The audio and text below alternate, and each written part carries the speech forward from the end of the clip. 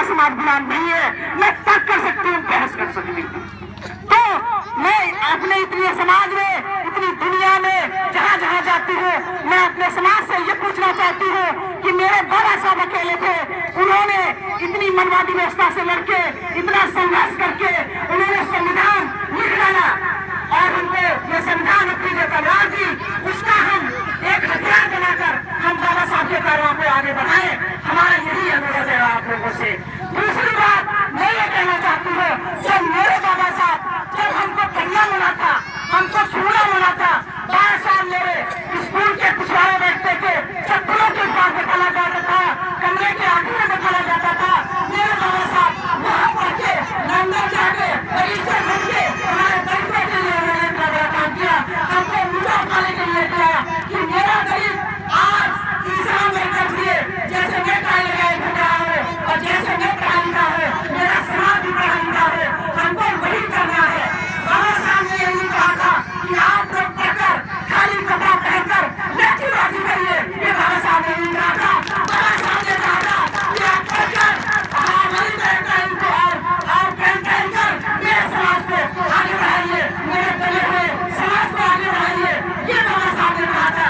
बाबा साहब ने अयासी करने के लिए कहने को कहा था, आप लोग पढ़ के अयासी करने के लिए पढ़े हैं, आप लोग पढ़ के टाई बेल्ट पहन के, जैसे बाबा साहब ने कहा था कि दिल्ली की तरफ उंगली उठा रहे हैं, उन्होंने कहा था मुझको शासक बनकर जीना है, लीडर बनकर नहीं जीना है।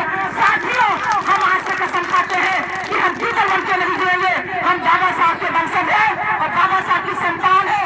अगर बाबा साहब का आप देखते हैं तो बाबा साहब के कार्यों के बैनर तले, यश के बैनर तले आ जाइए, हमारे बैनर तले आ जाइए, आज मेरा फोन कीजिए, हम आपको जब आप बुलाएंगे तब आएंगे। लेकिन आपको बाबा साहब की कसम, जिसने जीने के लिए, खाने के लिए, मकान के लिए, पानी पीने के लिए आपने कोई संघर्ष नहीं किया, बाबा साहब मेरे दे गए, उसके बाद वो आज भी जिंदा है हमारी आत्मा में, क्योंकि उन्होंने कहा था कि जब तक इस देश का संविधान मेरा जिंदा है तब तक मैं नहीं मरूंगा।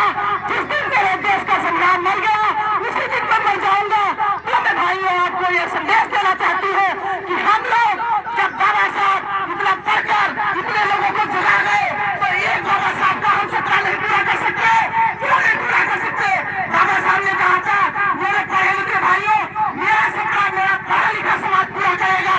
उसी प्रकार हम कीर्तन की औलाद नहीं है, हम बाबा साहब की औलाद है, हम बाबा साहब का सपना बिल्कुल पूरा करते रहेंगे, मतलब दम तक पूरा करते रहेंगे, उनके कार्यों को आगे बढ़ाएंगे।